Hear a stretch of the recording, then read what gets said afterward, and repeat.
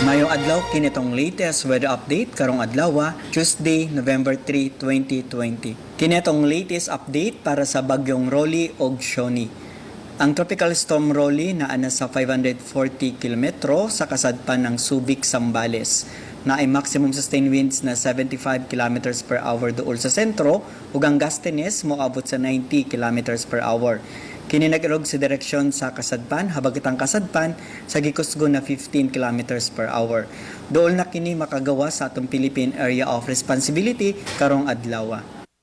Samtang ang tropical storm Shoni naa na sa 565 km silangan ng Basco, Batanes. Na ay maximum sustained winds na 85 km per hour duol sa sentro ug ang gustiness moabot sa 105 km per hour. Hinay ang pag-irog kini sa direksyon na silangan amihanang silangan.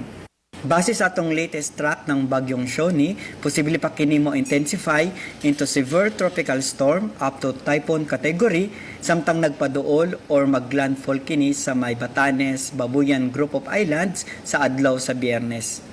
Ug para sa atong mga dugang detalye, bisitaha atong mga official social media accounts, atong Twitter, Facebook, YouTube, official website sa www.bagon.pagasa.dost.gov.ph.